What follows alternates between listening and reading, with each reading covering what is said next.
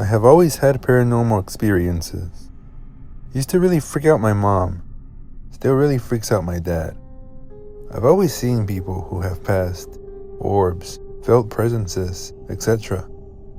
Took me years to really understand what I was experiencing. Anyways, when I was 18, I started being an HCA at a care home in my hometown. Not surprising, most care homes have some form of haunting. Many people, myself included, believe that so much death in one place may attract different types of entities.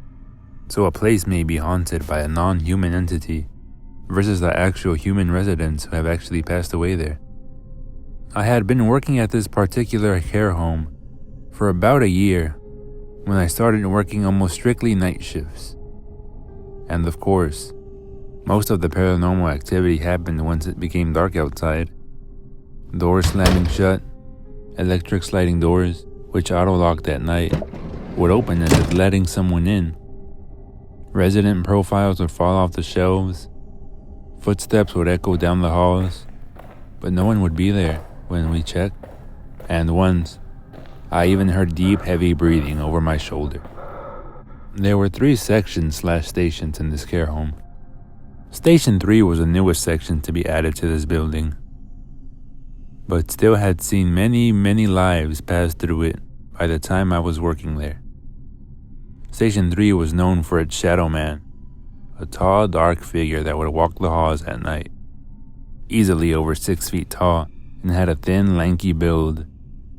I had seen him multiple times before I was brave enough to ask other CHAs about it. Someone refused to talk about it. Others were all too familiar with him. Residents had also seen him, wandering the halls at night. He almost always came from room 162 before he started creeping down the halls of Station 3. Room 162 was where I saw my first dead body. On my very first night shift. Staff members hated room 162. Residents seemed to die so much faster in that room, only lasting a couple of months at most, sometimes only lasting days before they died. Was this because of the entity we would always see exiting that room? Was he the cause? The residents who recited never actually saw the shadow man, but they would report a child, sometimes a little boy, sometimes a little girl, sitting and staring at them from the top of their closet. What do you think is there? What's in room 162?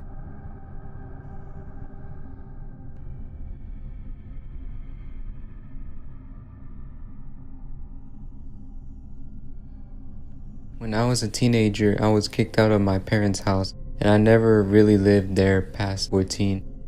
I did stay there periodically, though. The first night, I remember sleeping at my parents' new house. I slept on a pull-out bed in their living room. As I laid there attempting to sleep, I began hearing footsteps. Everyone else in the house was snoring. The odd thing about hearing these footsteps was the fact that they sounded like men's dress shoes walking in a hardwood floor. And there was no hardwood floor in the entire house. And of course, the obvious fact that even though they sounded like they were circling me, there was no one there. I didn't know what to do. So I put my head under my covers and tried to ignore them, even though I was seriously freaking out. This was my first paranormal experience ever. After that, my sister and I would constantly notice the lights or the radio going on and off by themselves. So we jokingly nicknamed the ghost Uncle Bob. My sister and some of her little friends went through a witchy phase and ended up having a seance in her room. After this happened, whatever presence was in the house turned from being annoying to mischievous to being overwhelming, ominous. Anyway, during this seance, they took a bunch of photos that was back before digital photos were a thing. And when she got the photos developed, all the light from the candles they had lit in the room looked like it was just smeared across all of the photos in a dark room. So much so, in fact, that's all you could even see in the photos at all, smearing light in an otherwise dark room. But the creepy part was that She told me the lights were on that room the whole time. But as I said, after she did that, I think she may have invited something less friendly there, because I remember sometimes getting so creeped out in the living room at night that I literally run through the room to get out there quickly as possible. I lived in a few haunted houses. The second of which was mine and my husband's when I was barely 18. It was a trailer in a really nice trailer park. Anyway, when my friend and I were in the bedroom waiting for our guys to get back from somewhere one night, we suddenly heard them walk in the front door. So we both got up to go see what took them so long. And when we got into the front door, no one was there. We were both baffled and freaked out.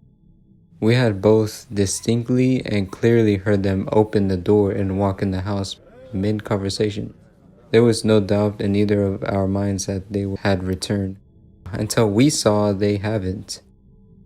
Another time I had woken up before everyone else in the house. I heard my stepson get up and turn on the TV in the living room. So I went to greet him since our rooms were opposite ends of the living room. When I got there, though, no one was up and the TV was still off. The room was empty and silent. About 10 seconds later, I saw my stepson come out all sleepy-eyed from his room, having just woken up. And I swear I had heard the TV on already. I even asked him if he had been up watching TV just a second ago, and he said no. Other times, and quite often, especially when I was alone, I'd hear knocking all over the living room wall, like someone was knocking from the inside of the walls or something. And it wasn't pipes or the house settings, or something explainable like that. It was clear and distinct knocking. It was really creepy. Not nearly as creepy as whatever was in my parents' house. Whatever that was terrified me.